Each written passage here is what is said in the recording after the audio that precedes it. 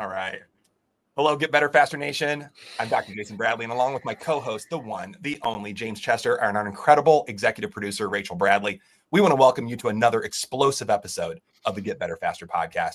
Today, we're joined by someone who's been fearlessly speaking truth to power on global stages, from the Romanian Palace of Parliament to the U.S. Senate to the EU Parliament and the Japanese Parliament. Jason Christoff is a Canadian health advocate, behavioral psychology expert, and one of the most compelling voices in the medical freedom movement today.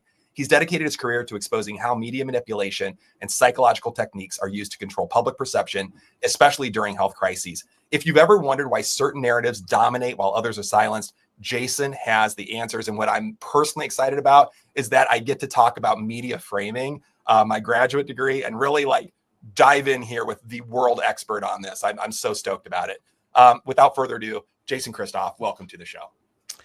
Thanks, doctor. Thanks for having me on. I wouldn't say I'm the world expert. I just trying to figure out what's going on, and I share my experiences in my writings and my presentations. So it's going good so far.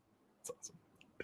Yeah, Jason, it's my first shot at getting to know you today. So I think we have a couple Titans on this call today, and we're going to get right down to business and talk about the things that as Dr. Jason pre-framed, you do have some expert footing on when it comes to media manipulation. And I think it's a really timely conversation also because we're coming out of the past 5 years where everyone was lambasted with do this, don't do that. But why do I do this? Why should I do that? And why shouldn't I just do what I used to do? And I think there's a lot of questions. And then those asked questions, we were manipulated even further and, shamed and media lambasted, and we were shadow banned and censored and told that we were on wrong agendas. And I think that we're going to get to the bottom of a lot of this today. But what was your big awakening moment? When did you decide that you were going to go out there and be a rebel for this cause? Well, I started investigating vaccines about 25 years ago. And that really took me down to the bottom levels of the rabbit hole. And then I was very naive. I would basically think, oh, well, look at this information. If people just knew this information, they would make different decisions. So I would forward the information and they would have children that were maybe going to get these things, and they weren't interested whatsoever. So I was left with the question, why are these people doing things that are illogical and irrational? And when you point them out, they don't care. So I really started to assess the psychological angle that something nefarious had entered these people's psyches and was sort of hijacking them or taking them over. But it didn't really come to my full attention, this mind control, brainwashing, propaganda, psychological manipulation aspect. It didn't come to my full attention until I owned a small chain of fitness clubs, and I was a trainer. I'd been trained through Paul Chek at the Chek Institute in San Diego, California. And so it's a good certification. You know what you're doing. And I advertised as being sort of the owner of the chain. A lot of people lined up to train with me, and they would give me, I was charging a very high price, and they would fork over their money. And then we would start on their journeys of betterment, and they would always turn around. They would always fail. They'd always stop. They'd always run in the other direction. Sure, we get some initial results right out of the gate. But if, let's say, the client wanted to lose 30 pounds, maybe they could get to 9 pounds. And then it was like you were asking them to build a space shuttle out of bubble gum. They would just say, can't do this any longer. And they would go back to their various addictions. And sometimes they would gain back the 9 pounds and then an extra 5 pounds. It almost seemed like they were afraid to be better. And I just not with the weight, with anything. So I phoned the Chek Institute and I said, it's getting embarrassing. I'm a trainer. I have your certification. I'm taking a lot of money from these people. they're not getting in shape, and socially it's getting a little awkward. And the lady on the phone said, well, they're sort of under mind control. They have this thing called mimetic programming, sort of like a brainwashing where the average person is afraid to be different than the crowd.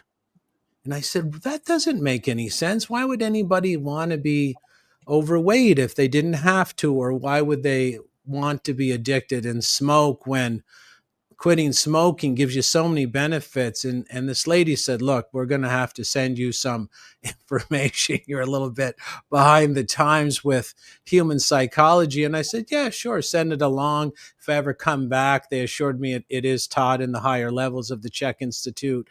So I started researching all this psychological manipulation we're under. And I really started to talk about it openly. And I started to take clients online, having my own process about how to put clients through my structure to identify if they had these mind viruses that were adverse to them leading better lives. And I got so busy, I had to open sort of a psychological reprogramming institute where I taught my technique to other people. And basically my school just teaches brainwashing, mind control, psychological manipulation, group dynamics, and we teach it to health professionals so they can better understand themselves and better understand their own patients or clients, because this affects everybody. No one's free and clear of this group dynamic mind control. Wow, you just opened up a lot of pathways for me to go down with you. So I run another show called Chiro Hustle, and I open it up calling it, my call out is medical freedom, family health freedom, body autonomy, freedom of speech, and finding a chiropractor that can help you with these things.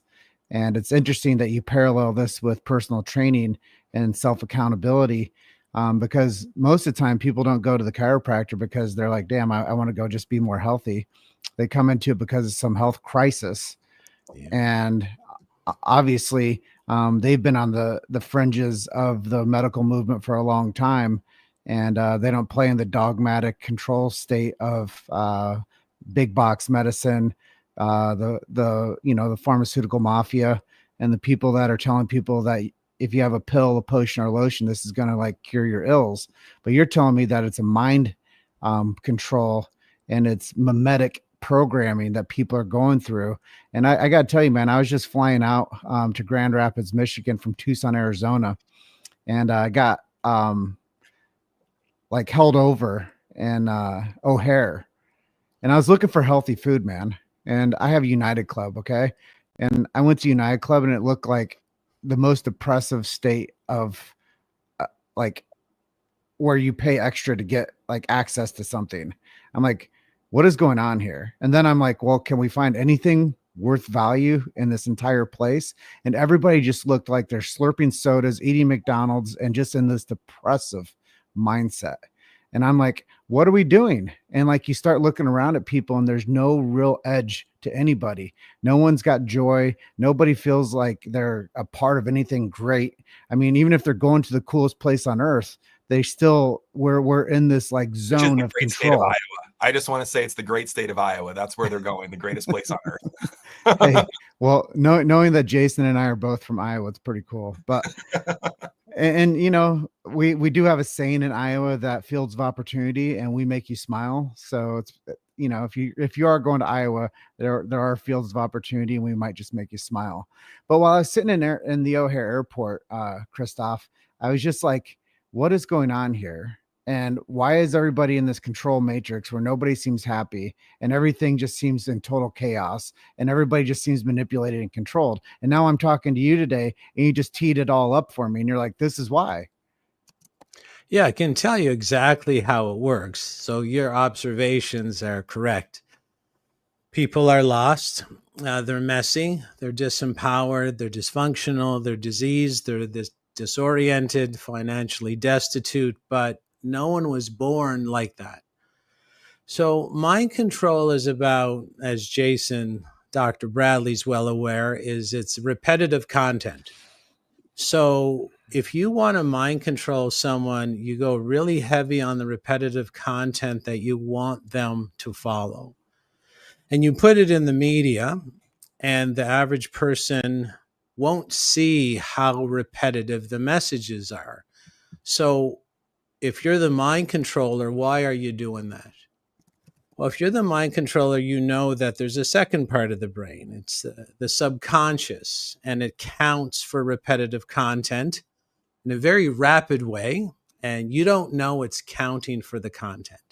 You don't even know it's doing it, but of course you don't know why. Your subconscious would be so attracted to the most repetitive content in your environment at the time. So the subconscious knows that it's safer for you to be in the bigger group. It's not good to be in a small group. It's good to be in the bigger herd, the bigger tribe. So the subconscious has this invisible way that it assesses where the bigger tribe is, or at least the characteristics of the bigger tribe. Now, this is all invisible to you. It's not a malfunction. It's a defense mechanism. It's a loving defensive mechanism. And you have lots of other invisible things occurring inside your body, like your heart beating or your eyes blinking or your digestion. And thank God you're not in charge directly of your heart beating, because you couldn't sleep. So there's lots of things you are already aware of that happen outside your conscious awareness. Now, this counting system that all mind controllers know about, it's also outside your conscious awareness. Now, once the subconscious mind focuses in on the most repetitive shoes that everybody's wearing, or the coat, or the baseball cap, or the idea, or the belief system, or color of clothes, it writes it all down on this list and then drives it into your behavior system. Again, all invisible. But what's also invisible is, as it drives it into your behavior system, you adopt it as your own, but you don't even know what's going on. So it's all invisible. And there's so many situations like this. I mean, I'll just say, like, say the Top Gun movie, okay? So the Top Gun movie, there was two of them. They were released, I think, about 32 years apart, one in the 80s, one recently. And when that show came out, when that movie came out, both times, so it's two separate times, the application rate to the Top Gun fighter school went up 500%. What we see on the screen, if it's repetitive, and there's other ways to make you attracted to the content, like the adoration for Tom Cruise in the movie also adds a layer of attractiveness to mimic and copy and emulate the behavior. They want to be like Tom Cruise because this is a safety seeking mechanism. Sure, if you're, the most repetitive content is driving a fighter jet, but to be exactly like Tom Cruise is an extra layer of safety and security for this safety seeking mechanism, because everybody loves Tom Cruise. And this part of the brain has been proven. It doesn't know, like when you're in the theater, it's just counting content like it's real time. It doesn't know the difference between screen time, imagined thought, and basically real life. So as you're sitting there, your subconscious is like, okay, you're in a different tribe right now. You're in a different group. We'll call it the cinema tribe. And whatever repetitive content is going down in those 2 or 3 hours, your subconscious is going to act on it the way it's designed to act on it in a natural way. Now, the mind controllers know that. That's what your theaters are for. They're not there to entertain you. You're dealing with and this is the average person. I mean, I'm sure the first 10 minutes here has educated them, but now we just start having to educate on, that's what the cinema's for. It's not there to entertain you. It's there as an arm of governance of a very, very old sort of ruling family crime syndicate who invented the movie reel. And they call it the movie reel because whatever's on the reel becomes real. And whatever's thrown through the projector, you're going to project into the physical realm. And it's more bizarre than that. If you get into even the quantum physics of how humans create reality with their brain waves, but we're not going to go there. We're just going to go to basically the repetitive content. And one of the ways too that'll make you mimic the repetitive content on your movie screen even more is basically caffeine and sugar and poisons that you get at the canteen. Mm-hmm. It's interesting, and there's so much to I feel, what are we at, like 10, 15 minutes into the show? And I think I've got 200 questions to unpack now. So, thank you, both of you guys, for sharing. I thought it was interesting, Jason, where you said, if I might not have the quote right, but something like, if people just knew this information, they'd make different decisions, but they didn't, and they didn't seem interested, and they didn't care about what I was talking about. And then we have James walking through O'Hare, which, by the way, everybody should avoid, in my opinion. I try to avoid Chicago, that airport, like crazy anytime I can. I always wind up with problems, and James is walking around though. And I've done this too. And I'm sure, Jason, you've done it too. Looking for any healthy choice. Like, is there one healthy choice in my vision around where I am right now? And it's like, there's lots of choices, but it's like, do you want poison A or poison B? And it's very interesting. So there's the illusion of choice. I want to put that on the table to talk about. The other thing that I want to say though is, just for our listeners, because I'm deep down this rabbit hole with Jason. James and I have had conversations about this.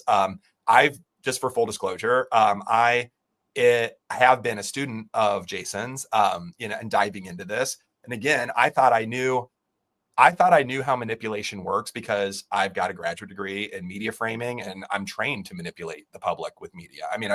That's what journalists do. I'm sorry to tell you, everybody, but Jason Christoff, you said something that if they heard it, people might be like, I don't know about that. And one of them was the Hollywood industry isn't there to entertain you. It's there to program you. You didn't quite say that, but that's what we said. So just to let people know how woo-woo hokey is that statement. The Atlantic, the prestigious Atlantic Journal, new magazine, which, by the way, also has problems. But the reason I chose the Atlantic is because they're notoriously accepted as truth tellers, as whatever that is to the general public. They did an investigation to Hollywood, and they found the intelligence community, the CIA and the intelligence community, tied in very early from even the 1940s. And the CIA and the intelligence agencies looking at Hollywood as an arm of intelligence. And that's not Jason Christoff saying that alone. That's not me or James saying it. That's the Atlantic. That's like the New York Times of magazines, saying that this is the real deal. It's not conspiracy theory. So I just want to, with our listeners, I just want you guys to know that this isn't like hokey, weird, made up stuff. It's well documented that pretty much everyone accepts. We just don't talk about it. Jason, without saying the obvious, why don't more people know about this? The only way, it's like, why does a magician not reveal how he does his tricks? Because then he's not going to draw an audience. He's not going to get the effect that he wants. So if you were aware, if you started to watch a movie, any movie, and you were aware of, say, the top 3 most repetitive themes purposely interwoven into the script and into the scenery, you'd start realizing that it doesn't matter what movie you go to. And it's, again, the illusion of choice. So if you go into the Cineplex, heavy emphasis on the phonetic sin there. They spell it CIN, but really it's SIN. They like to trick you like that. So if you go into the lobby of the Cineplex, and you can go see Morgan Freeman, or you can go see Brad Pitt or George Clooney, or you can see Chris Hemsworth or Chris Tucker, or it doesn't matter who you're going to go see. you're going to find all the same imagery, the same repetitive content throughout most of the movies. And then if you knew which ones to pick out, you'd be like, you say you go with 3 people and you say, you're going to look for objects A. The second person, you're going to look for objects B. And then the third person, you're going to look for object C. And let's compare our notes after. You're going to see all the films are the same. They're there to sell you the repetitive content as your subconscious does what it's designed to do outside your conscious awareness. And again, this is called MK Ultra. I mean, pop that into your search engine if you think it's fictitious. This is MK Ultra. And it has a well-known history in the United States, well documented. It's not hidden whatsoever. Well, you touch on this topic of the cinema. It's really like yesterday. I'm in an Uber, or the day before, I'm in an Uber, and I'm working with this young guy, and we go by this karate studio. He's like, "Hey man, did you ever do like martial arts?" I was like, "Yeah, when I was a kid." I was like, I think everybody did when Karate Kid was in the movies. I was like, I'm basically mimicking what you said about Top Gun. I was like, yeah, man, I definitely did some karate stuff when I was a kid because of the Karate Kid movie. Who didn't do karate stuff back when the Karate Kid movie came out? And I was like, it was like a no-brainer. Everybody that was like around that time when that movie came out was like into martial arts because that's what all the kids were doing, because that's what they were programming us with. And I said the exact same thing you said about like people joining Top Gun. Like, it's the same framework, bro. Yeah, and even if you didn't potentially enroll in a karate class, you might have got the headband with the rising sun on the forehead for, that Mr. Miyagi gave Ralph Macchio. So yeah, they're there because they have a saying: "What's on the screen at noon will be on the street at night." And if that's whatever they want you to do, it's called social engineering. It's out of the Tavistock Institute. There's great books on the Tavistock Institute, which is in the United Kingdom, and you can investigate for yourself. But this is what these productions are for. It's interesting. I don't know, like a lot of people, but I've had a varied career, professional career, and I've had a lot of really great experiences. One of the great experiences I had was I actually worked for the movie industry as a medical director for a number of, I wouldn't even call them B movies. I would call them like D movies. But nonetheless, I will say that industry pays really, really well. And I had a lot of fun being on sets and meeting people. But even on the sets I was on, we had an entire, well, not department, but a person usually that was dedicated for placements and basically for manipulation within the movie. I mean, some of it's really straightforward. Like, here's my, I don't have my Apple symbol on the back, but I could, here's my iPhone, and I could just have an iPhone sitting there, or a bottle of Coke or whatever it is, just for product placement in the show itself. I think people are pretty aware of that. I think that with the Karate Kid, with the Top Guns, with all of that, I can see the social engineering at play there as well. But I think what's really interesting, and I don't know if we're ready to go. I don't know if we're ready to go to the next level of Dante's Inferno here, but it's not just product placement, and it's not just incentivizing getting into karate or joining the Air Force. And this is where it gets interesting for me. Those are the good sides. Those are the good sides, right? And even taking it a step back with my graduate degree, media framing from the Adler School of Journalism. I used to, when I would teach undergraduates, when I was going through my graduate training, I taught media framing to young budding journalists. And for fun, we would watch news shows, fill in the blanks, Fox, CBS, ABC, CNN, MSNBC. And the assignment for every single class was, we're going to watch this segment as though it's from a movie. Just watch it as though it's from a movie. Like, it's not real. Just suspend all belief, no matter what they're talking about. This is from the latest, Air Force One, saving the president, saving the US, like, what's going on. And it was really interesting when the kids would do that. And they started looking at, like you said, commonalities in the way things are delivered, specific language that's used. So there's that piece of it. And I will come back to language in a minute. But the other thing is, when I started working with you and diving a little bit deeper, I realized it's not just, even though this is subconscious that we're talking about, it's not the overt subconscious. Is there such a thing? The overt subconscious. There's like I think what blew me away was when you were taking media stills. It could be from a movie. I think the Avengers might have been in there, and it was yeah, you know where I'm going with this, right? Mm-hmm. So go ahead. Like when you put the Avengers shit up for me to just look at, and I'm like, oh shit, there was some engineering going on and some planning going on way before it all unraveled for us. Jason, can you make sense of what I'm talking about? And why people would be blown away. I wish I could just flash it on the screen for people to see. Yeah, people generally have to see it to believe it. And there's many situations like that. I'm just going to give people an example of how powerful the repetitive content can be to change human behavior. So you can find on the alternative, or you can just email me at info@jchristoff.com if you want this made for Netflix special. It's called The Push. And it's with this UK mind control expert, Darren Brown.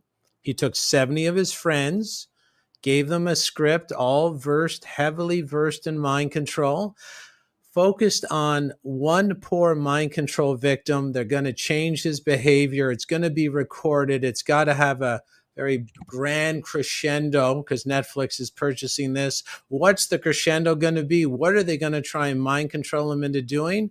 They're going to try and mind control the guy into committing murder live on camera. And so they got 2 hours to work with. It was synthesized down to 1 hour presentation on Netflix, but the entire real film time was 2 hours. They edited it down. And for whatever reason, the show is getting into the later periods. It ends on the top of a 10-story building. For whatever reason, there is an old man, an actor, with his feet over the side of the 10-story building. But don't worry, he's not old. He's a stunt man, fully in makeup, and he's harnessed, but you can't see the harness. And there are a good group dynamics, a big meeting of the actors and this poor mind control victim on the roof. And the group dynamics is tabled in such a way that the man is told to solve all your problems and be one with the group. All you have to do is go kill that old man and push him off the side of the building. We're not going to say anything. Then you're in our tribe. This experiment was run 3 out of 4. It was run 4 times, 3 out of 4 times, different victims every single time. 3 out of 4 people murdered the man live on camera, getting filmed by at least 12 different angles. So this is how powerful mind control can be. That's only with 2 hours of application. And now we roll back to the first Captain America. I think it was in 2011, and it's your subconscious downloads the film and processes it at 11 million pieces of data point a second. So trust me, you might miss it, but the subconscious isn't going to miss it. Your conscious mind can only handle, that's the part of the brain you're listening to this podcast with, it can only handle 140 pieces of data point a second. So what flashed on the screen in 2011 was Captain America without his gear on in Times Square. And if you stop the film, up on one of the billboards on the right-hand side was a large bottle of Corona. And then on the left-hand side was the literal animation of the coronavirus. So there you go, coronavirus. And someone will say, oh, that's not going to change my mind. And you're right.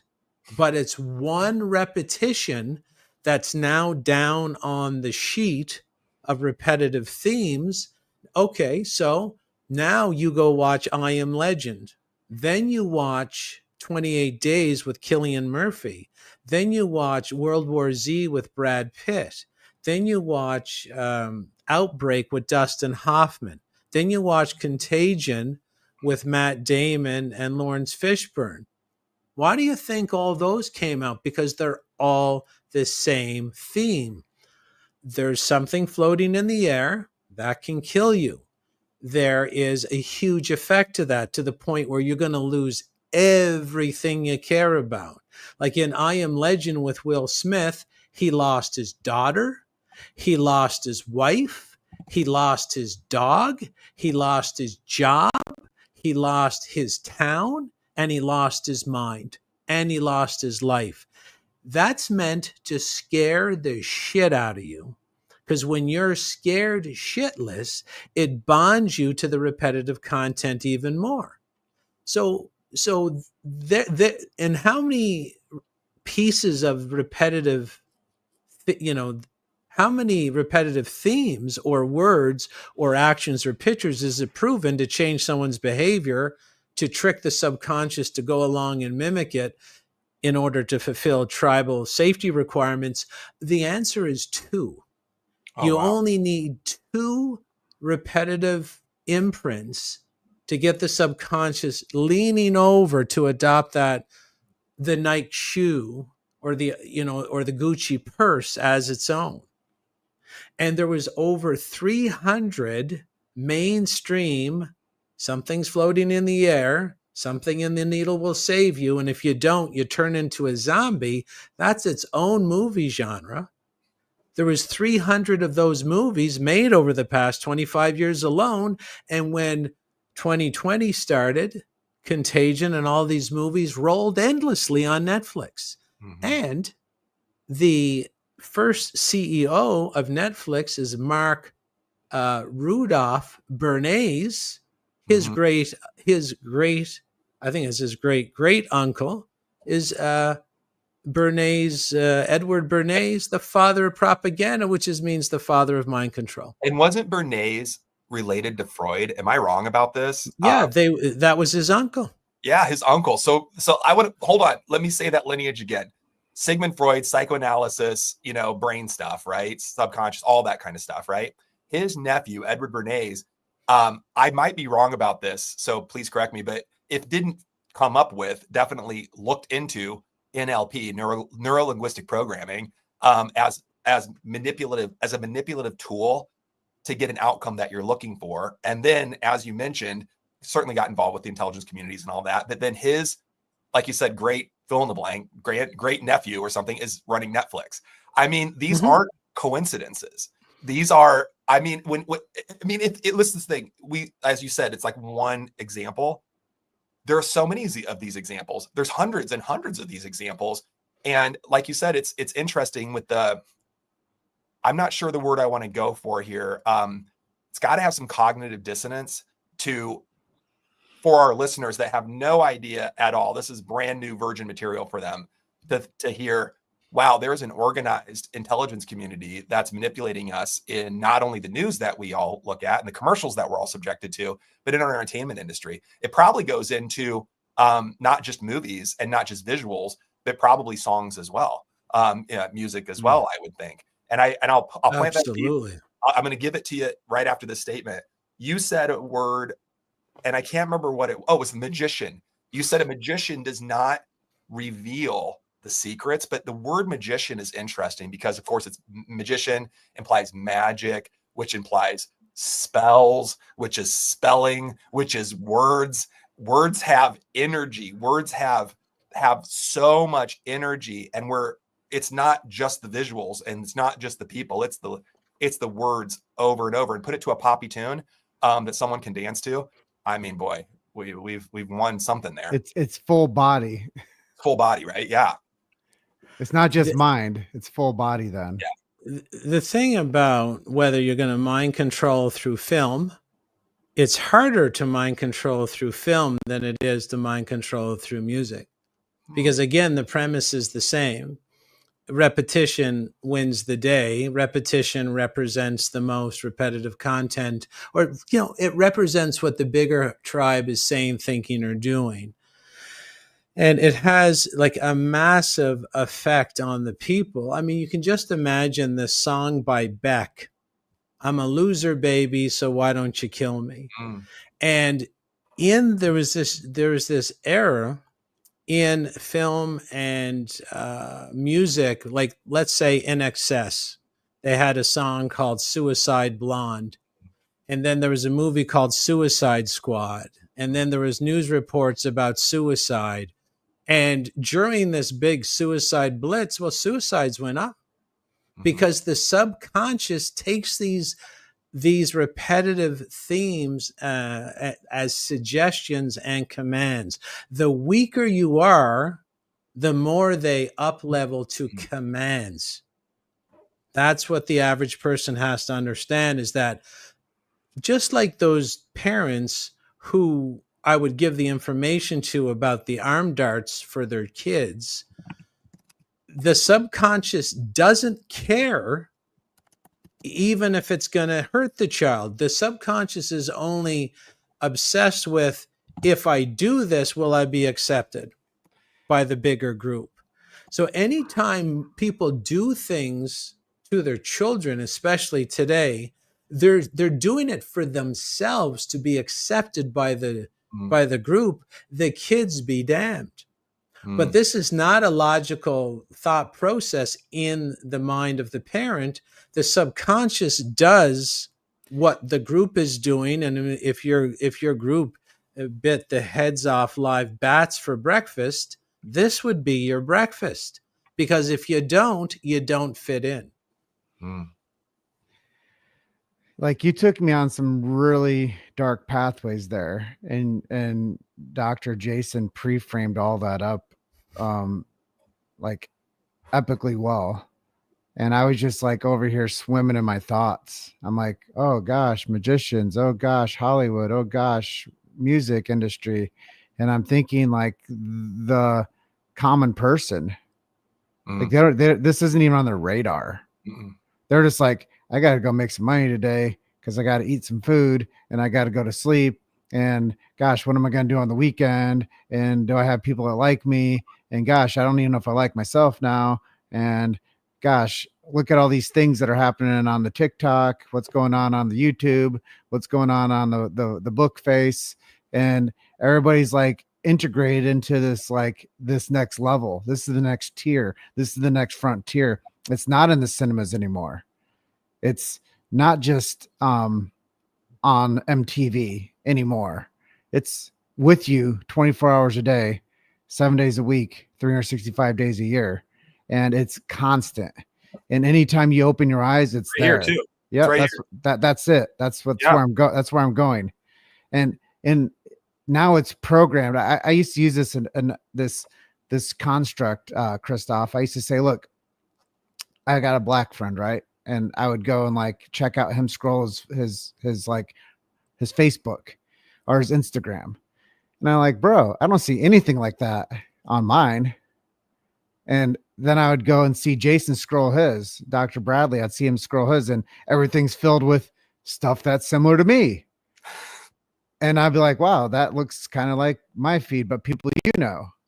And I'm sure, Christoff, if I went to your little device and I said, hey, let me see you scroll for 3 minutes, I'd be like, huh, that looks similar to mine. But now if I went to a friend of mine in Mexico City and hung out with them for 5 minutes and watched them scroll, it would be nothing like the three of ours. So where I'm going with this is it's an illusion that they create for us. And now it travels with us 24 hours a day, 365 days a year. And to go one step further, you guys talked about magicians, right? Mm-hmm. I was in an illusionist show, and they said, hey, if we pick you to be a part of this illusionist show, you have to swear to secrecy that you'll never tell people what happened. I was like, huh, well, let's go for it. Anyways, they pulled me up on stage and they disappeared me. I just like vanished. And I never told anybody what happened, but that's how good it is. Like, that's how good all the things that you're talking about, Christoff, are, is there's people out there saying, hey, we'll let you in on this, but swear to secrecy that you won't say anything about this. If not, we're gonna make your kids transgender, or right. or we're gonna make you on the deep side of like we're gonna blacklist you and you won't get work anymore.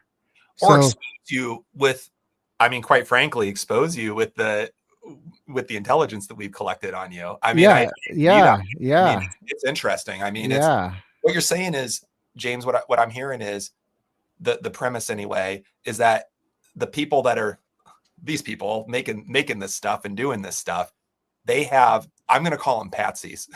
They have patsies down here that they own, and they own them through the Jeffrey Epstein, lineage of operatives that are collecting intelligence on people around the world. And then you get powerful people, whether or not they're part of the originators of the propaganda, they certainly help others buy into it. There's certainly influencers, authority figures, people in the government, even not just, those evil CEO people, but, people that we quote trust to help us, their governments, which brings me to, you've spoken at all these parliaments and, across the EU and the Senate.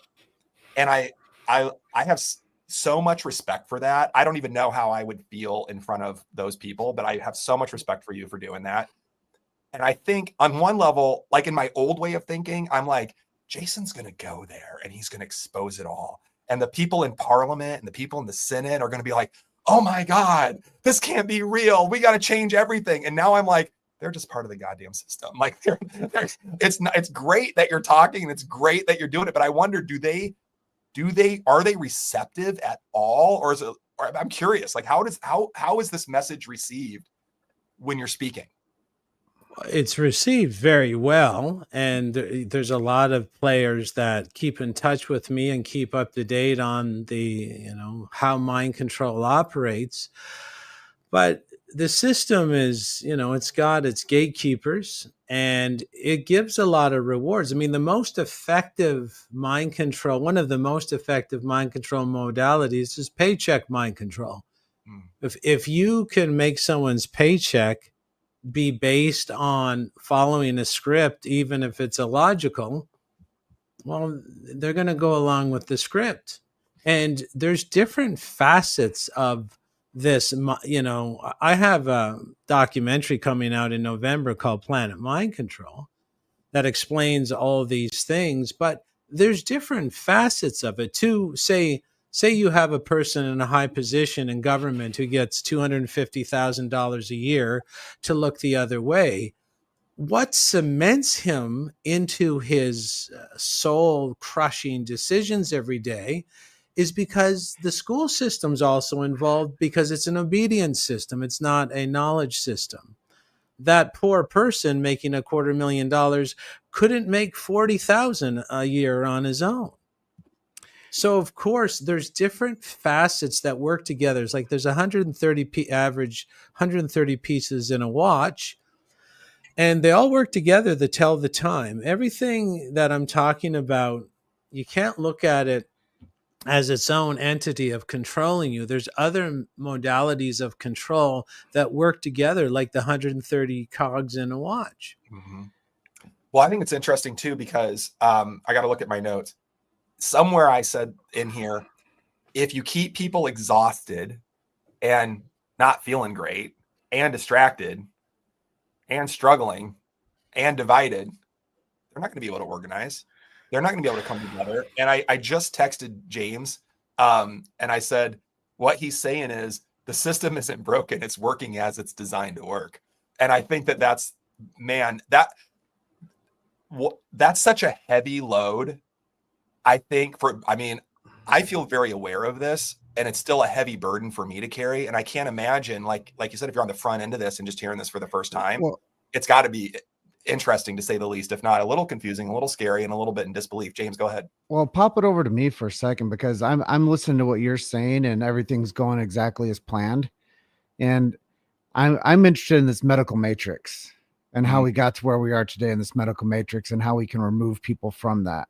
Because a lot of people that know me personally know that I'm an evangelist for medical freedom and family health freedom and chiropractic. And I actually go out and toe the line with society a lot. We were talking about off camera today about numbers, and I'm not like so much of a numbers guy, but I go and save a lot of people's lives from drugs and surgery by telling them the truth about real healthcare. And it's not even healthcare; it's called chiropractic. But I go out there and save people's lives and get them scheduled into a chiropractic clinic. And you realize how much they are pre-programmed to think that we're quacks and to think that we hurt people and give people strokes and like break people's bones and stuff of all this nature. It's because it's working exactly as they wanted it to. Because I tell people this all the time: there's no money in healthy people. But what if there was money in healthy people? What if we could do exactly what you're doing when we opened up our conversation today? You personal train people for a good cause, and you help them pull out of the medical matrix. And how do you, I guess the big question is, how do you make people harder to kill and get them to pull out of this medical matrix? Well, I tell you how you make them harder to kill, and I'll give you a story so you can remember it better. So, as long as you understand what the poison is for, that's an important aspect to self recovery. I'll give you a story. Do you know what trail cameras are? They're cameras in the wild and follows the animals on the trails. It's all the weirdos that say they saw a Yeti.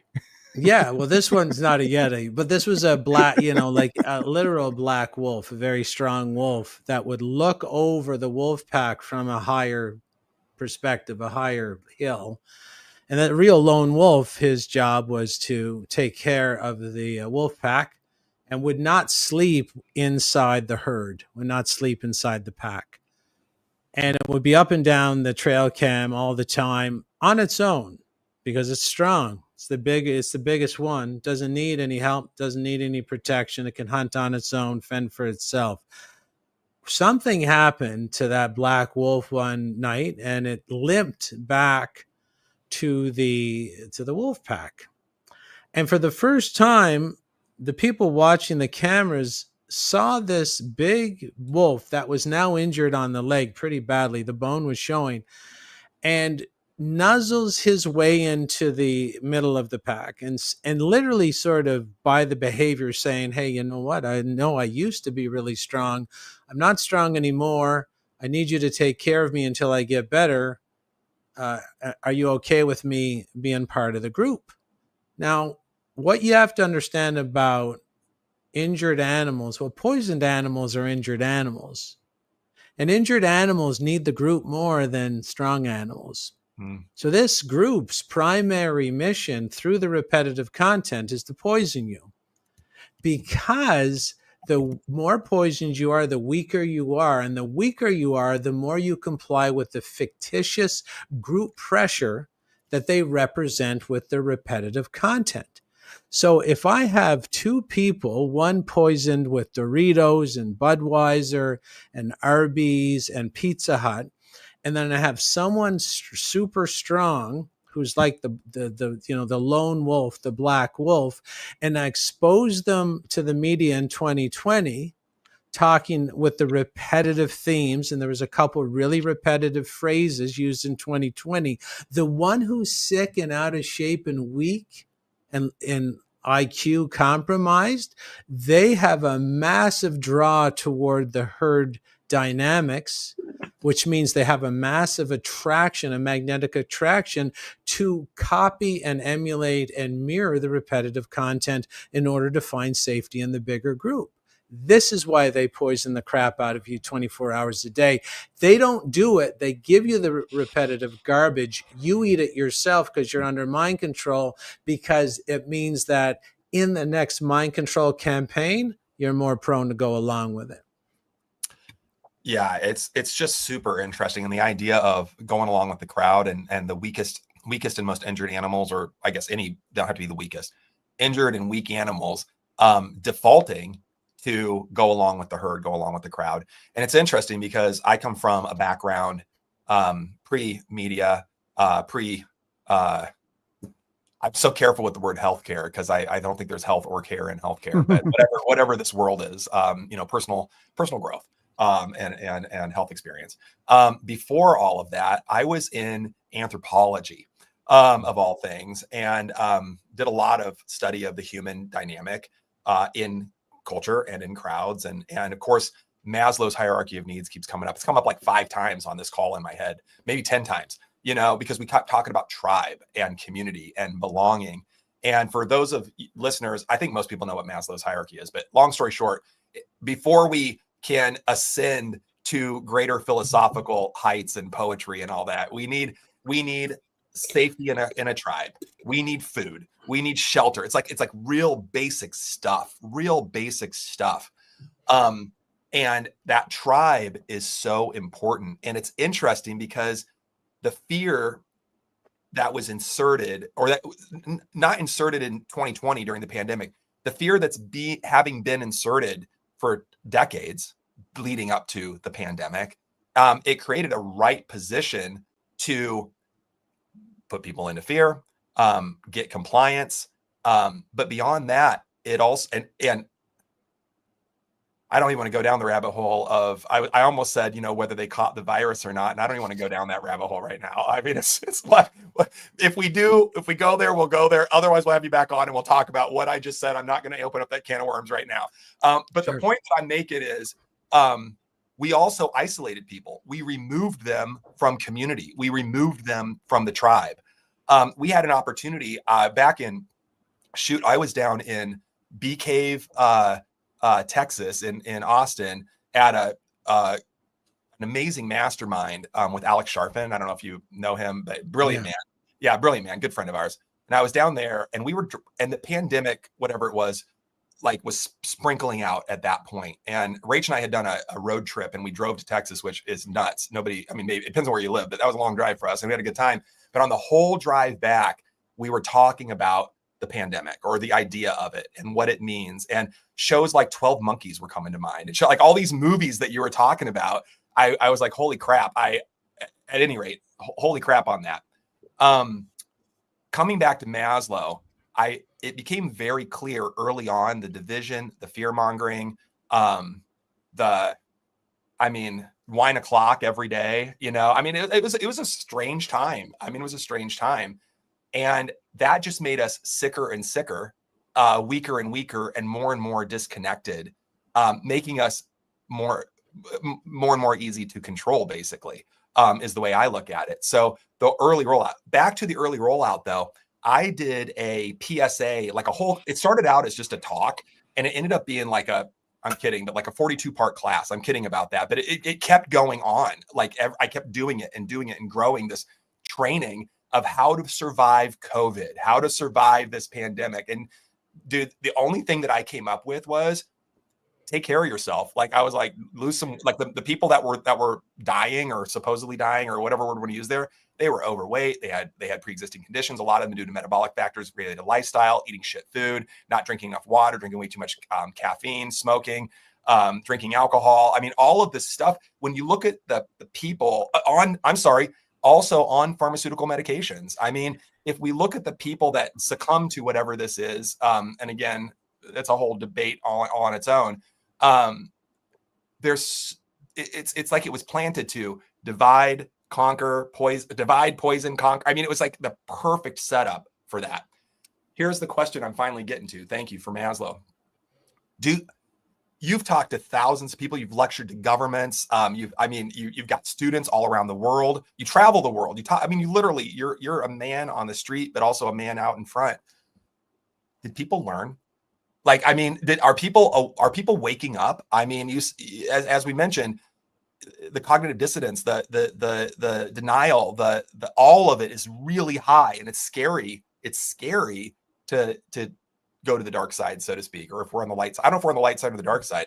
But nonetheless, have people woken up? That's my question. You're traveling, you're talking to people on the street, talking to people in governments, all of that. Have people woken up since the pandemic? What do you think? Yeah, generally they have. And, the group we're dealing with, unfortunately, have factored that, baked that into the cake as well. That's a lot of their control mechanisms that they're trying to introduce they revolve around the fact that they don't want to care what anybody thinks, and they're going to just try and drive all their systems down our throat, whether we speak back or rebel or not. So, but a lot of people are generally understanding that something is wrong, but it's hard for the average person to, because of the mind control, the repetitive content, a lot of people have a hard time not self-murdering.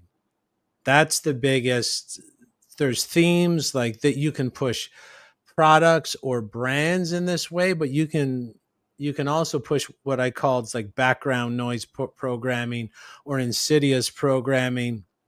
Like you have to self-murder today or you're really in a minority. And the human nervous system doesn't like the minority because it's a small crowd. Well, the smallest crowd is like a wealthy person who doesn't drink any alcohol, who doesn't drink any coffee, goes to bed on time. Like, so with every health level achieved, you go into a smaller and smaller group. And that feeds on itself because the nervous system is like, I would love to be over there. Really.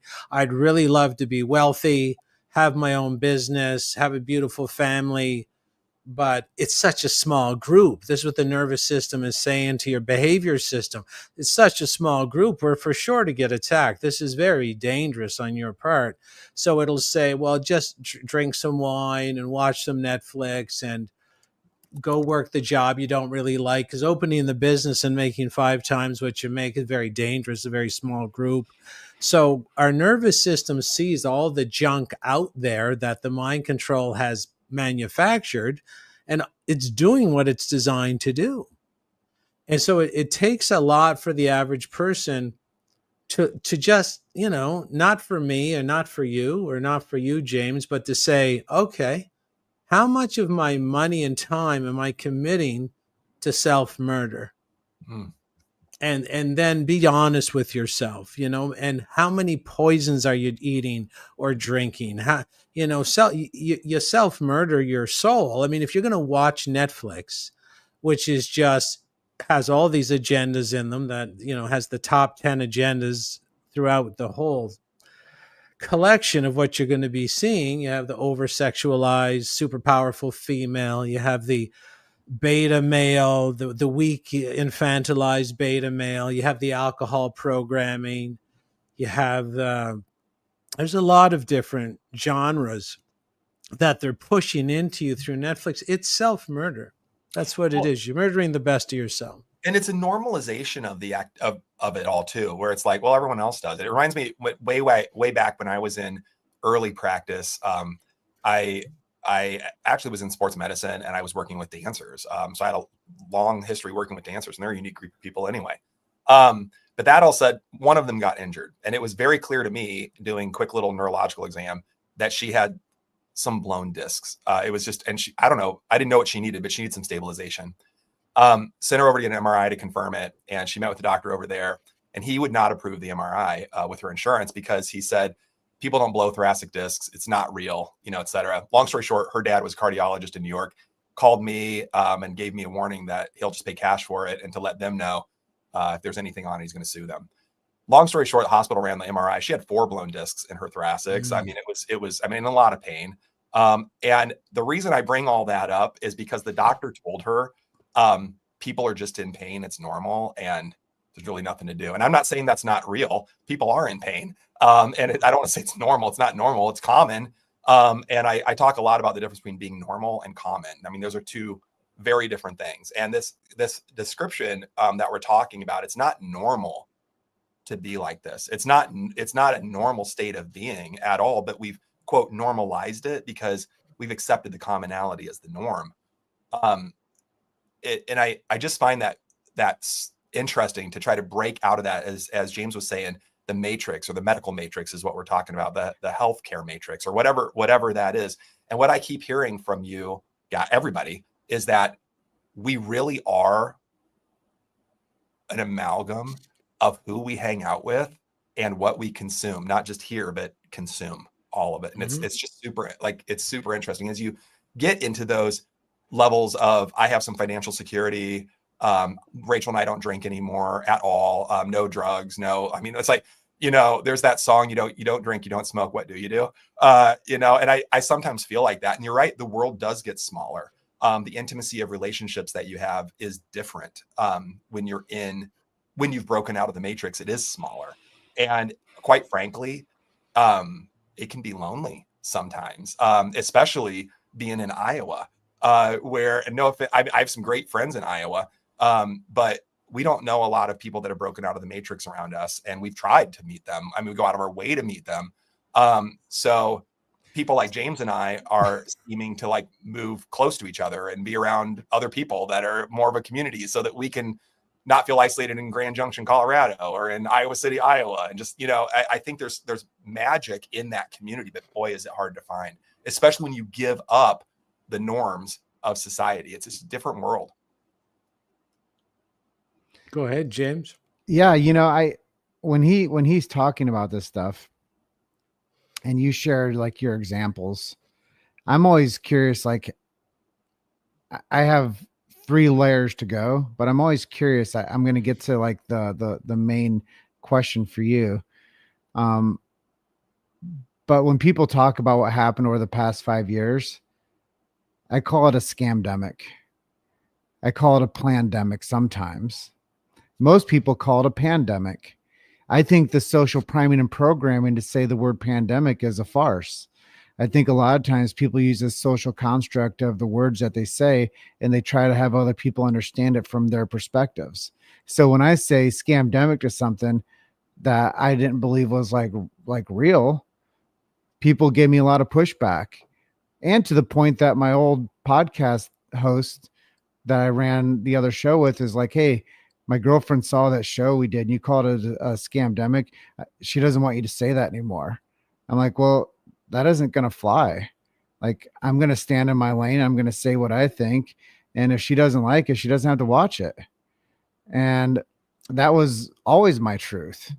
But I think that the social priming, the social construct, even from that level of you didn't say it the way I want you to say it, and it's a real thing.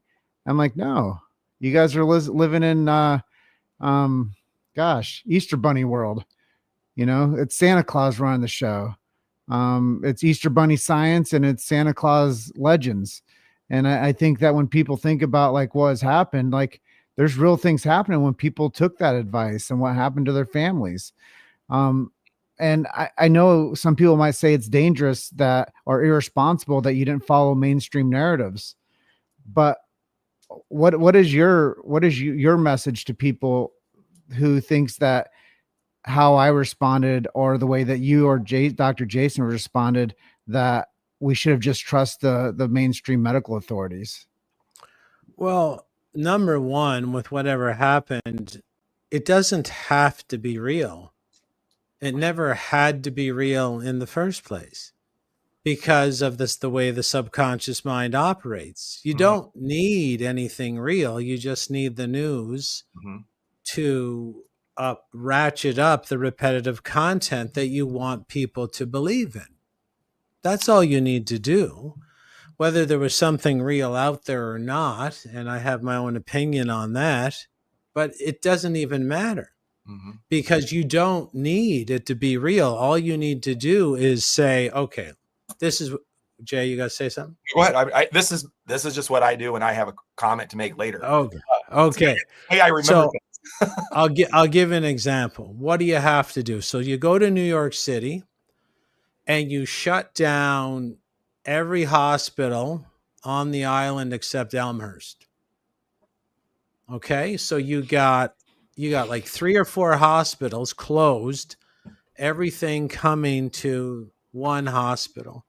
You get some kind of stranger going around signing DNRs, do not resuscitate orders. No one's ever really identified who that was, by the way. But then you call like a meat wagon, a freezer truck, to the side of the building. And basically, a lot of people die in New York. I mean, 1% of the population dies every year in the United States, and more so in the bigger cities. So the average is 1% per year, but the bigger cities, it might be 1.3%. So even there's a lot of homeless deaths. There's just a lot of deaths in New York, regardless if there's a problem, a pathogenic problem or not. So you got the flow, you got the death flow of 4 hospitals going to one hospital. And then you just start taking pictures of that meat wagon, the freezer wagon out front, and saying the bodies are piling high. Yeah. And people are like, "Ugh." And then you put the cases always running along the bottom, but the cases are based on RT-PCR, real-time polymerase chain reaction test. And it's not a test because it has a dial that you can twist up or twist down depending on how many cycles of the test you want to run. And can you imagine a pregnancy test where if you have low cycles, you're not pregnant, but if you go high, you are pregnant? You know, it's not supposed to work like that. You're either pregnant or you're not. And if you don't have a test, if you have a test that has all these variables for pregnancy, well, you can't market it because it's not a reliable test. So all you need to do is give the impression and make sure the news, the media, has the repetitive content. Now, if you go back, if you just go to Google now, who's ever listening to this, go Google media, the country, not just media, media, the country. You're going to come out you don't even know, right? Did you know there was a country called media? Guess where all this technology was honed and sharpened and, you know, libraried for other people who would like to weaponize it against the average person. It was in this 2,500-year-old country called media. All you need is the media. That's why your media is called media, folks, because media manipulation started in the country called media.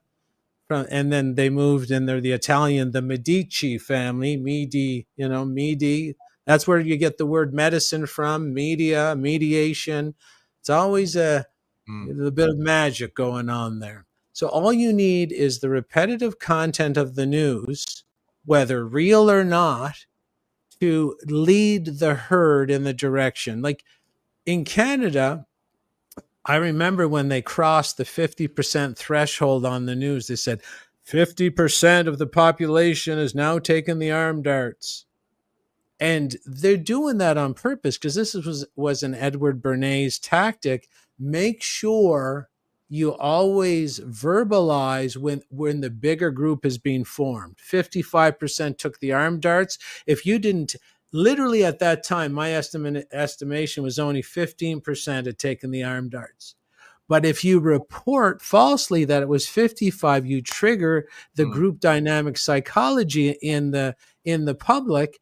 And the verification is one man in a news studio. That's all you need. And here comes the herd into the clinics. That's it.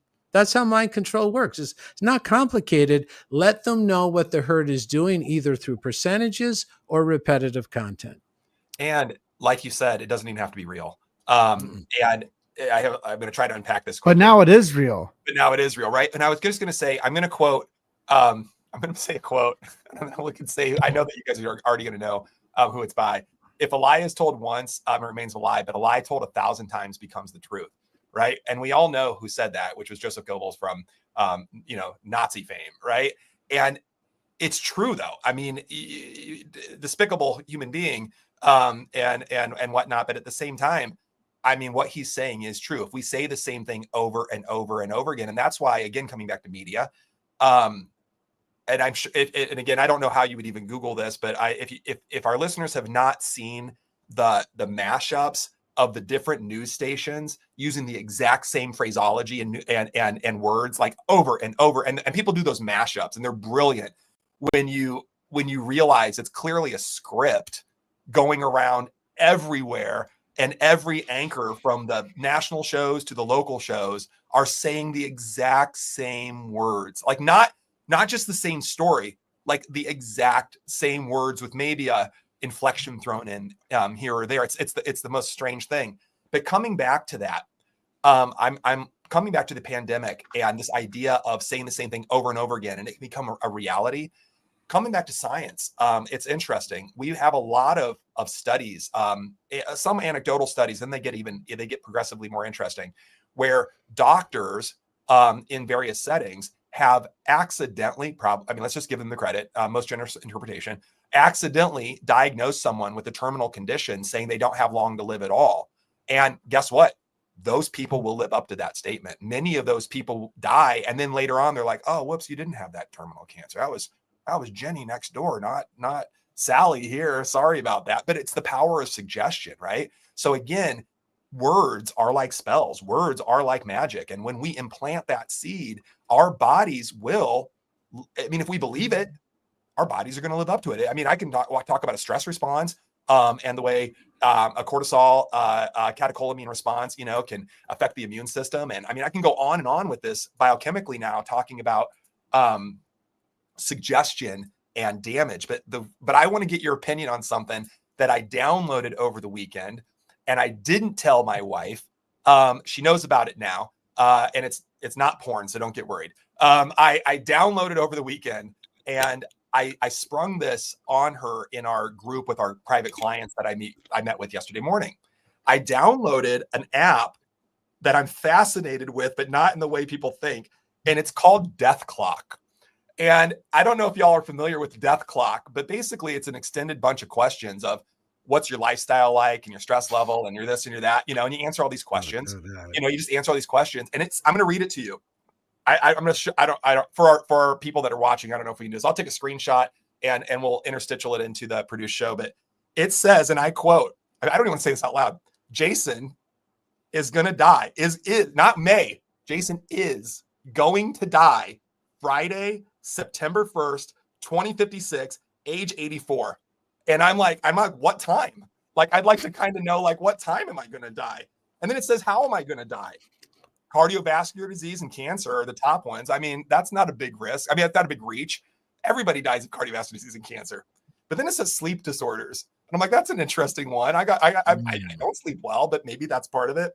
And then it says, where was the other one? Anyway, it says, if I had better habits, and I want to be clear about this. You know how there's like, do you eat fast food, once in a while, this, that, or never? Mine was never. Do you drink? Never. Do you smoke? Never. I mean, do you work out all the time? Do you, like all this stuff?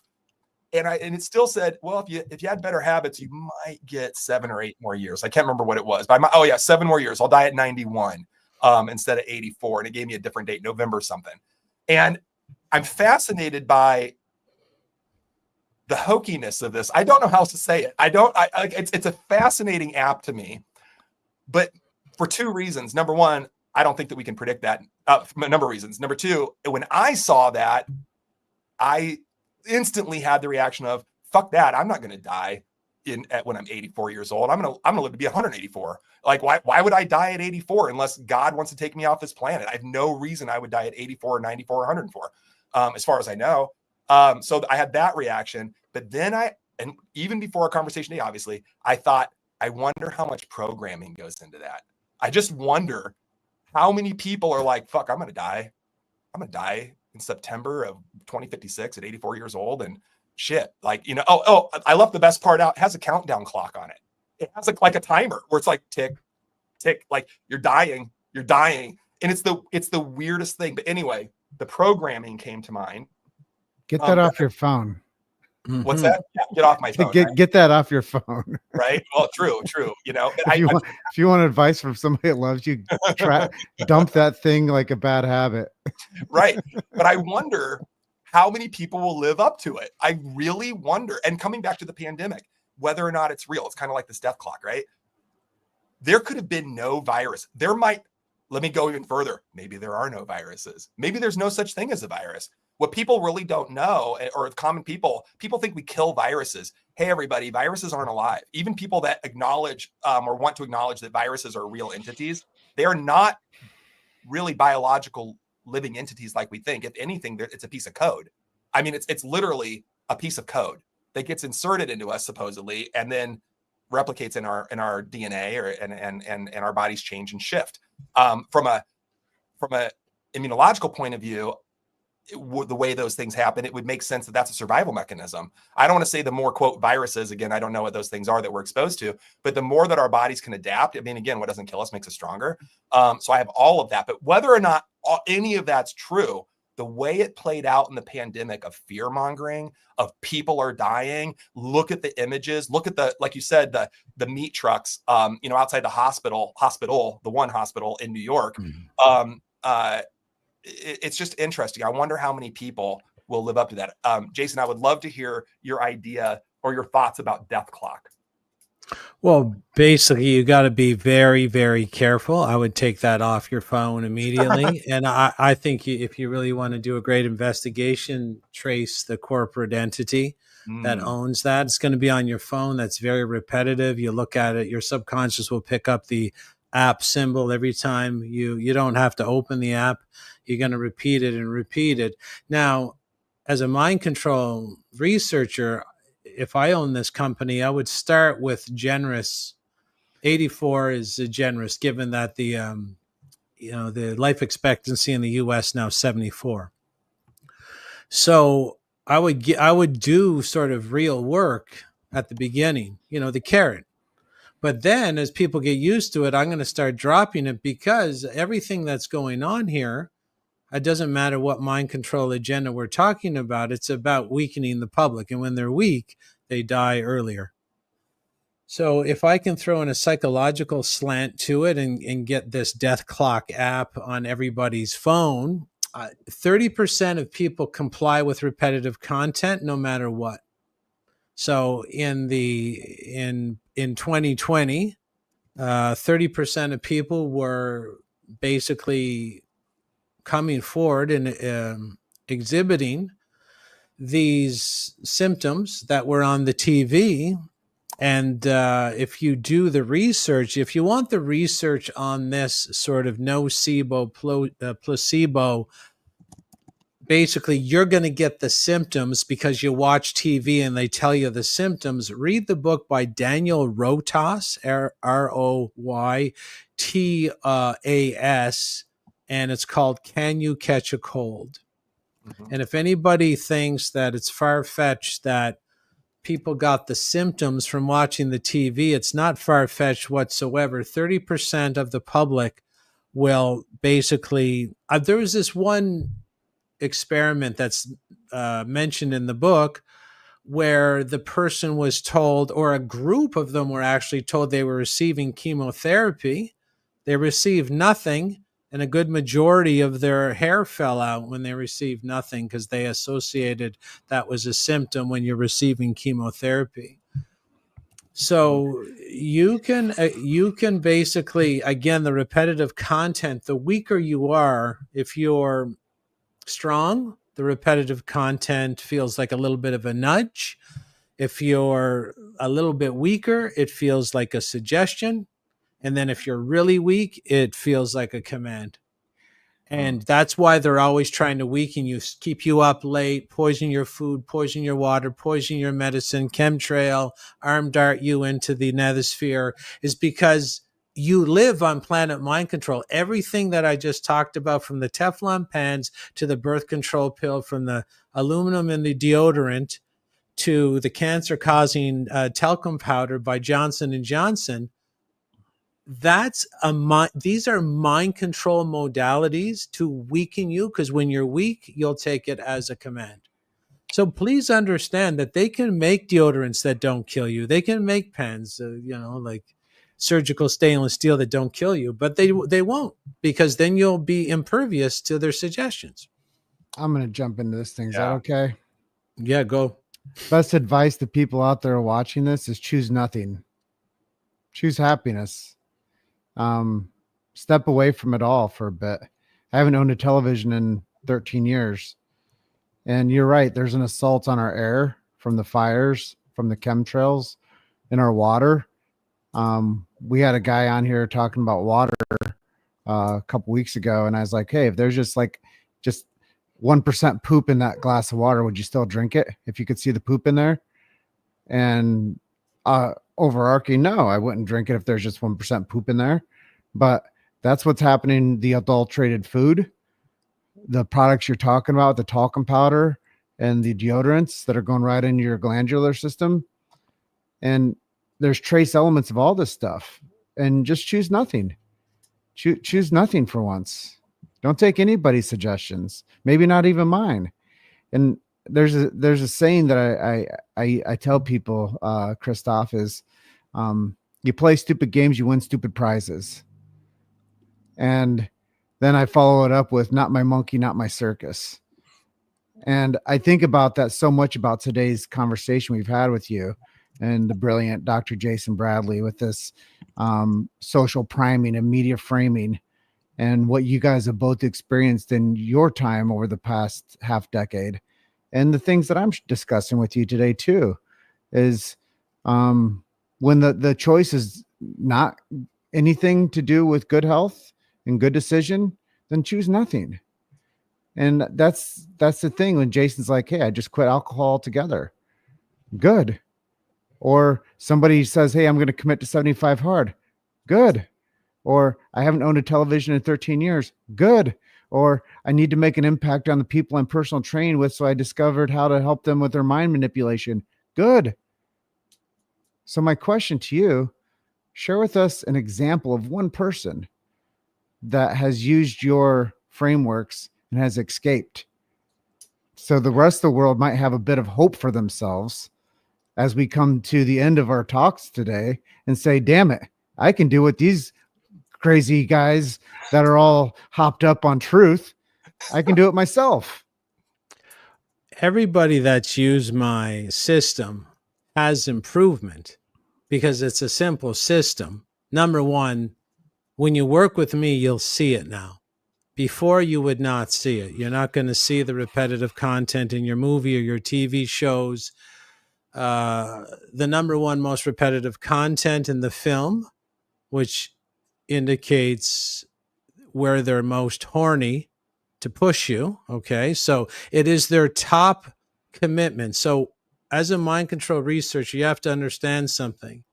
When I count repetitive content and rank them from most repetitive to least repetitive, it'll give me an idea of what's most important for the ruling group. And the most repetitive content is coffee, hands down, and the reasons for that.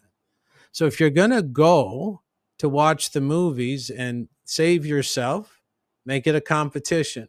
Who's going to see the first takeout coffee cup or the clay coffee mug or the coffee machine, the espresso or the percolator on the back counter of the restaurant or the kitchen, or the coffee shop in the background, or maybe the scene is inside the coffee shop as opposed to the actors walking by a coffee shop? Make it a competition that if you watch the movie with your family, whoever sees the first coffee imprint gets $10.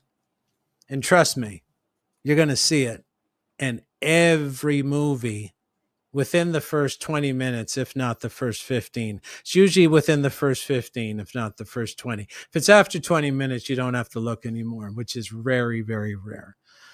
So you're going to see it. And then you're going to know repetitive content leads my behavior. And to be honest with you, it doesn't matter what decisions you make, because determination or willpower or perseverance means nothing, because the subconscious will only go where the repetitive content is. So your job is to control the repetitive content and take it out of the hands of the ruling cabal. That's the only way. So you have to understand your subconscious is like an 800-pound gorilla. It will put its hand on your collar and drag you, whether you want to go or not, in the direction of the repetitive content. If it's smoking, vaping, alcohol drinking, cheating on your wife, cheating on your husband, doing marijuana, doing drugs, going to the casino, you're going to go. You don't that's just the way you're designed. If the repetitive content is garbage, you are going to be garbage. Your willpower doesn't matter to an 800-pound gorilla. It's going to drag you there. You could go kicking and screaming, it's still going there. So what you have to do is control your repetitive content, positive podcast, uplifting art, uplifting culture. Hypnosis is the quickest way to trick this 800-pound gorilla to drag you to something better. You can just hypnotize. We have recorded hypnosis tapes. It's the fastest way into the 800-pound gorilla to change where it's going to drag you. And so you control the repetitive content. And that's the end. Of course, you have to strengthen yourself, because the stronger you are, the less likely you're going to conform to the nonsense anyway. So if you're out of shape, the first thing you got to do, beyond controlling your repetitive content, the first thing you got to do is get in shape, period. And the best thing to start there is Paul Chek's How to Eat, Move, and Be Healthy book. It's a great place to start. But as you get stronger health wise by reading Paul Chek's book, which is basically repetitive positive content on health, you start reprogramming, then you start changing the repetitive content of your own environment. You rule your 2 foot by 2 foot country called yourself like the most moral king or queen to ever walk the land. And then you just go healthy, healthy body, healthy mind, healthy body, healthy mind, healthy body, healthy programming. And you pull yourself out of this mind control quagmire one step at a time. That's how you do it. It works for everybody. Anybody that's ever been exposed to my content, they never see the world the same ever again. Well, Dr. Jason, you're muted over there if you want to say something, but I say we start at least one more fire with Christoff. Start another fire? Yeah. Okay, I'll start a fire. I can. It's funny because when I look at I don't know what an energetic profile is. I'm evidently like an energy disruptor, so I'm always starting fires and disrupting things. Hopefully in a really good way.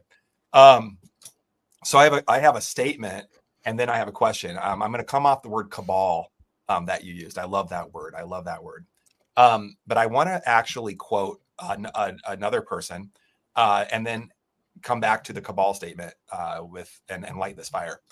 Aldous Huxley famously said, the perfect dictatorship or prison would have the appearance of a democracy, but would basically be a prison without walls in which the prisoners would not even dream of escaping. It would essentially be a system of slavery where through consumption and entertainment, the slaves would love their servitude. And I can't help but think that that's kind of what we're talking about here. I mean, we create a problem, whatever that happens to be, and we create a poison solution that weakens the population, that makes them easier to control. I mean, that pandemic, scandemics, I mean, whatever we want to call it, whatever. Even if it was flipping real, even if it was the way, and again, there's a whole bunch of problems with that statement, but even if it was a real thing, wow, did they roll that out in a mind control way? Ever opportunity that they could do. So I want to come back to this idea. You mentioned a ruling cabal just a few minutes ago. So I have a question about, I'm going to throw a bunch of questions, but it's all one question. And the one question is, who's in the cabal? Okay. So, I mean, the big thing is it one group? Is it competing factions? Is this a worldwide issue, or is this more of a Western society issue? And I'll come back with who's in the cabal. Is everyone in the entertainment industry part of it? So I'm going to turn it, or at least Hollywood. I'll turn it over to you. Pretty big question, but let's go back to the word cabal.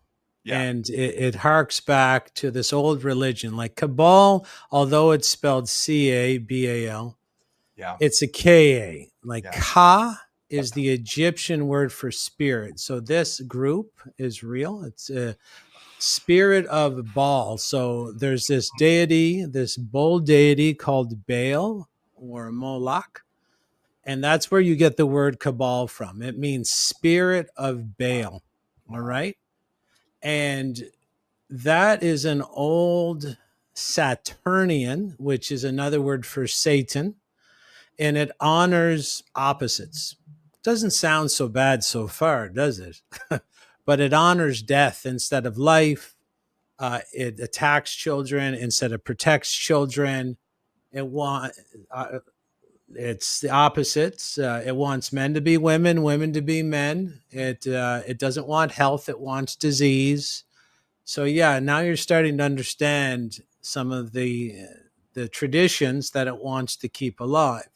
Now, it is this group that understood that poisoning people weakens them and makes them more apt to follow the repetitive suggestions. And yeah, I'm well aware that this group, TVs weren't available 2,500 years ago, but there was town square meetings, there was harvest time gatherings, there was the town crier, goes from town to town, Shakespearean plays, newspapers, radio, as you go up through time. You can always control the repetitive content.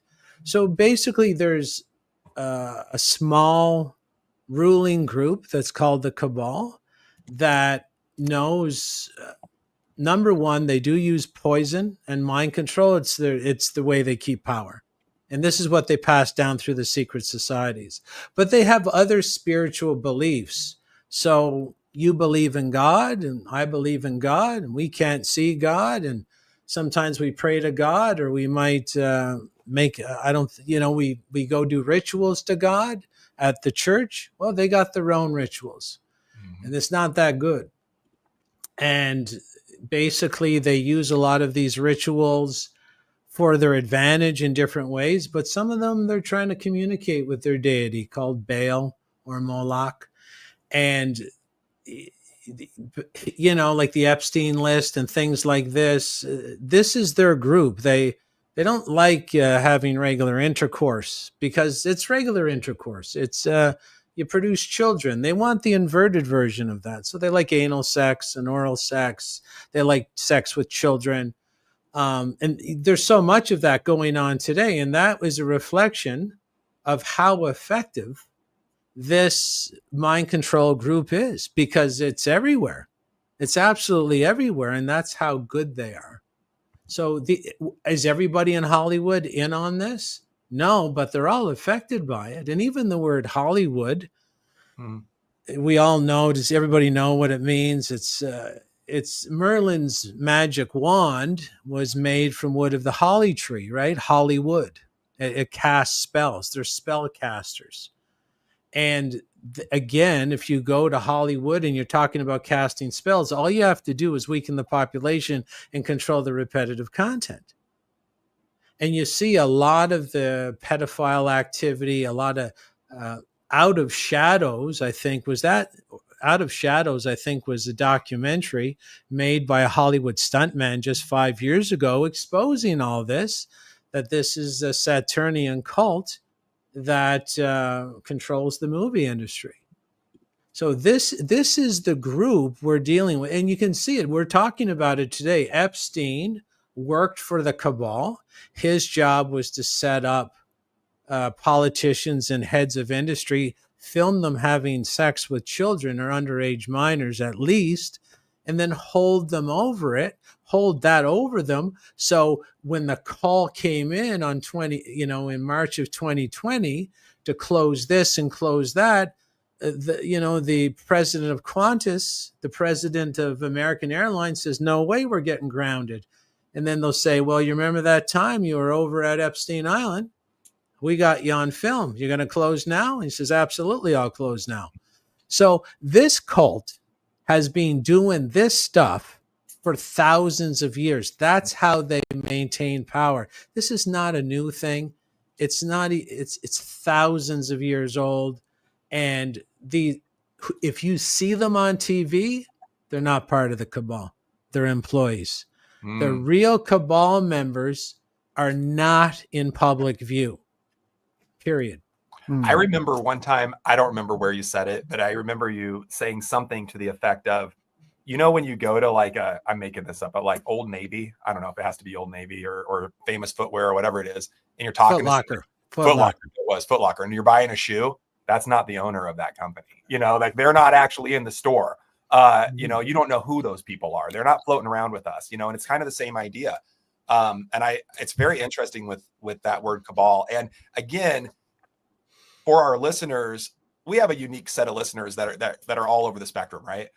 From novices to whatever the other extreme is, right? But for those people that are just entering in this rabbit hole right now, and it sounds insane, and like, how could our world leaders be like this? Just also because we're like, Google this for fun, Google that for fun. Just Google Bohemian Grove and satanic practices here in the United States. I mean, every politician that you can think of, every president is part of this club, and they go over to California at least once a year, and they burn a big effigy to a god, and they say it's all entertainment and whatever. But it's the god of it's Moloch. It's Moloch, right? That's what I'm going. It's Baal. It's Baal. And I'll give you something people can get more concrete on. Yeah. The cult of Moloch or Baal used to use a metal effigy of a bull with a door on it and they would heat it up. They'd mind control. There's something called trauma-based mind control. So what they would do is they'd actually put a wood fire under the metal effigy of the bull. There's a square, a door in it. They'd put a live baby in there and it would burn. Mm-hmm. Okay. And sometimes they would eat its flesh when it's come out. Now, if you think this is crazy, I got a book for you, but I got something else better for you. So stay with me here. There's a book by Winky Pratney called The Devil Take the Youngest. Read that if you think I'm barking, and blowing smoke here. And this is where we get the word holy moly and holy smoke, because the baby's burning. Okay. And it's called holy smoke because it's coming out of the hole. Right. Okay. So you got to know a bit of your etymology, where your words come from. Look up right now if anybody thinks this is bullshit. And that's where the word comes from, because the bull cult of Moloch is known to be liars. So in the ancient time, when someone's telling you a lie, they automatically associate them with the bull cult, and they'd say, you're a bullshitter. And when they would mark him as a bullshitter, they knew he's from the cult of Baal, and they knew they had to get him out of the town right away, or they would cast a spell on them. Look it up on your computer. Jefferson University, the winged ox of St. Luke, the patron saint of physicians. It's in Philadelphia. It's on a pedestal. It is a winged deity, a bull winged deity. It is Moloch in plain sight, and it has the door right on it. Look for it yourself, and it's in front of the Jeffersonian Medical School, because media and medical are run by the same Medici crime family. So that's where the word is from. They're putting it right in your face. And if anybody's a novice, I apologize. But this is what someone who's healthy, body, mind, and spirit sounds like when addressing the problems of this world. So sorry if you're used to someone bullshitting you on the 6 o'clock news. That's not how empowered people do it. And it's just interesting because, like you said, it's right in plain sight once you start to see it.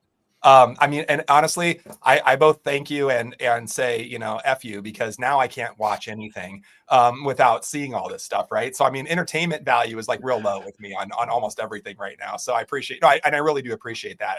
I'm being facetious, but it's right in plain sight. Even things like, and I'm just going to say this about Get Better Faster, the staff of Caduceus, right? Which, what the heck is that? It's that staff that, the symbol of medicine that has the snakes going like this, that everybody knows.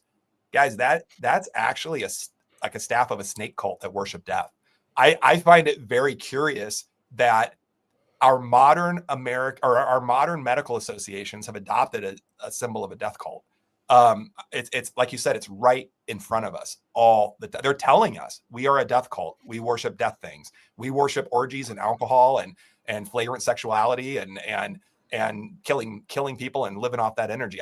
It's right in front of us. I just outed myself for all of our listeners.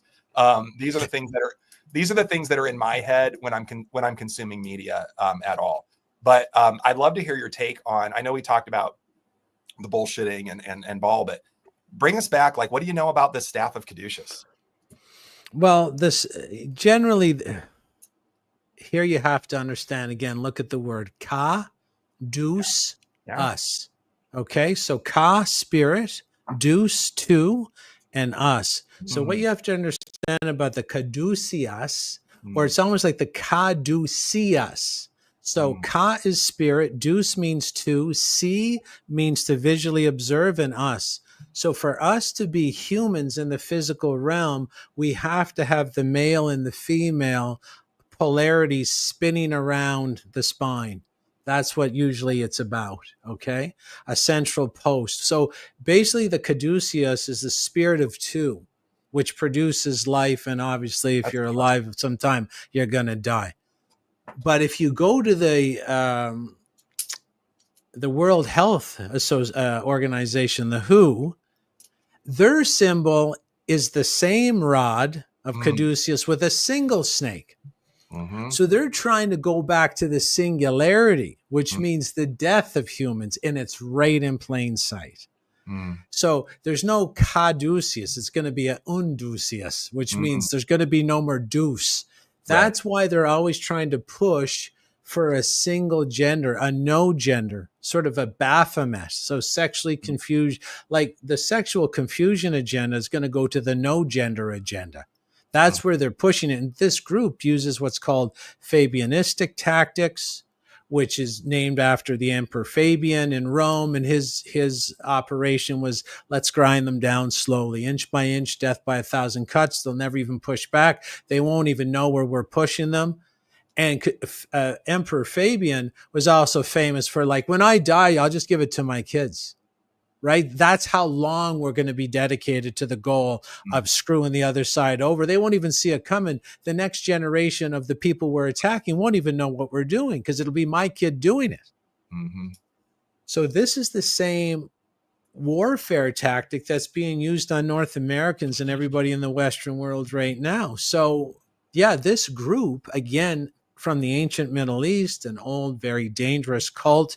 You can see their symbology in the Who. We go from the double snake and the rod to the single snake, which means they're going to go for a no gender population, just robots. That's what the singularity is. Everybody coming down to one thing, one gender, one world government, one world army, one world religion, one language. That's what the singularity is. And that's what that symbol represents. I know it sounds, everybody's shitting their pants out there, but that's what's going on. Like it's all in plain sight. And if you want to go and research the caduceus or other symbols, go right ahead, but you can use my explanation as sort of your first step. Yeah, it's fascinating stuff. And I guess here's I don't want to say my last question. I could sit here all day with you. So I'll be brief here. Can we pull out of it? Like, I mean, what do you think? Is there hope for humanity? Absolutely. You know why? Because if there's something this group tips their hat to every single time they make a move, they fear only one thing: God. Now, for everybody out there that's given up on God or don't believe in God, let me tell you, this group, they absolutely believe in God. They absolutely do everything to go at God. So if God's not real and everything they do is against God, they're really stupid. And they're not that, they're psychopathic, but they're not stupid. So all we need to do is understand every attack they make on us is an attack on God. So like say in Nova Scotia and New Brunswick up here in Canada, I'm not in Canada. I say it like I'm still there because I'm Canadian, but they're locking you out of the forest.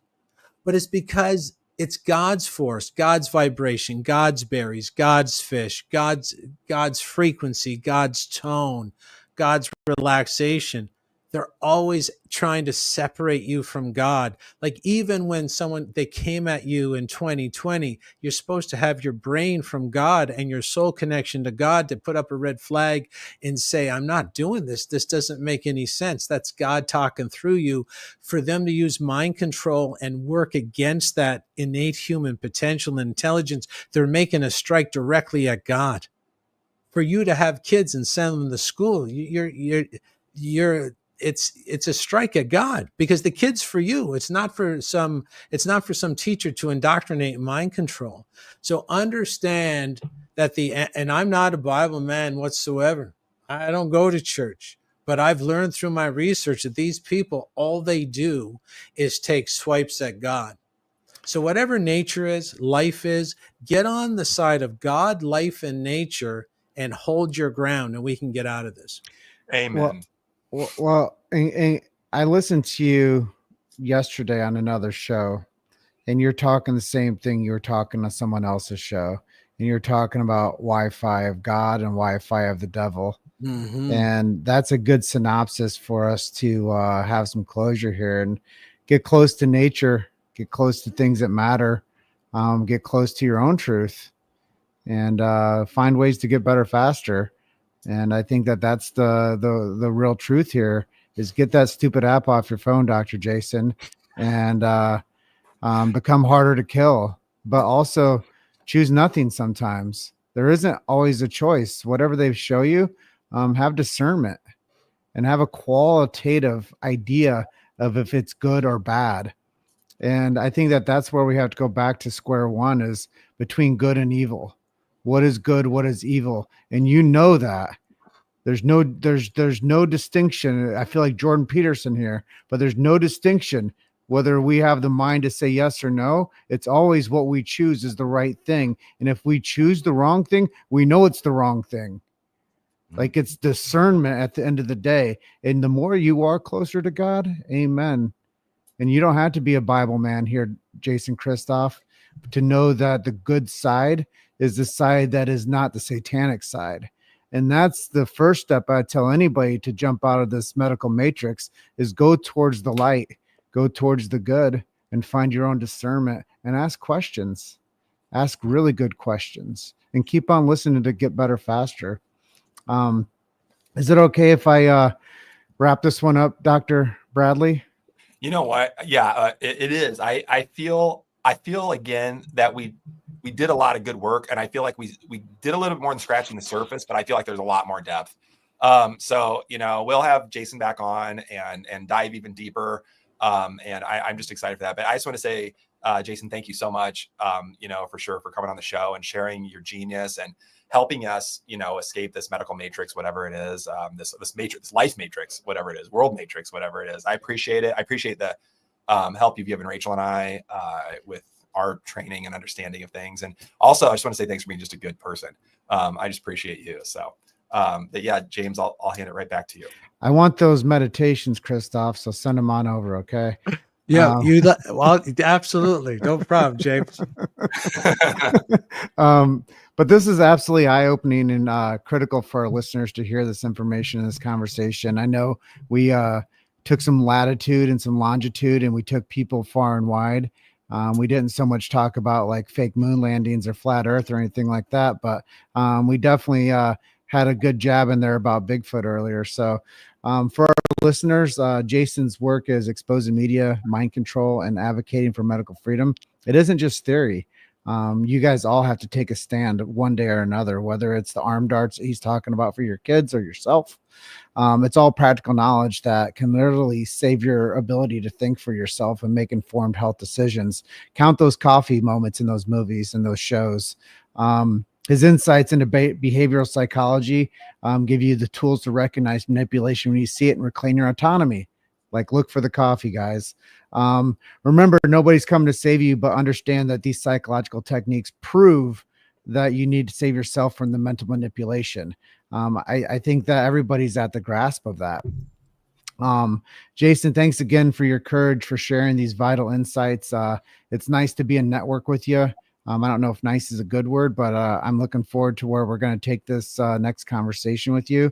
And hey, guys out there listening, the best way to show your support is to share this episode with somebody who needs to hear this message, whether they like it or not, whether they like swear words or they like talking about good versus evil, especially those that are starting to question the official narratives of the cabal and the mainstream medical agenda. Make people sick, stupid, and slow and harder and easier to kill, not harder to kill. And guys out there listening in our Get Better Faster Nation, don't forget to subscribe and never miss an episode and get all of the behind the scenes content that we have coming your way. We've got more incredible guests lined up who are going to blow your mind with real solutions for reclaiming your health, your happiness, and your freedom, and your body autonomy. How about that? And your religious freedom. How about that? Up until next time, keep questioning everything and keep getting better faster. And it's your choice, not your cabal. And they're everywhere, but they're not ever going to be in front of you, like Christoff says. So question everything. Thank you so much for being our guest today, Jason. It was really eye-opener for me. And like I said in the closing there, a lot of the things that we have in front of us are the more that we have these conversations, the more clarity people get, and the more they'll have the ability to make decisions better for themselves and their loved ones. And just stand in the light, brother. Thank you for being with us. Always a pleasure, gentlemen. Thanks for having me on. And sorry if I caused some brown stains in the pants of the audience. My apologies. But thanks for listening. Love it. Thank you. Thanks, everybody.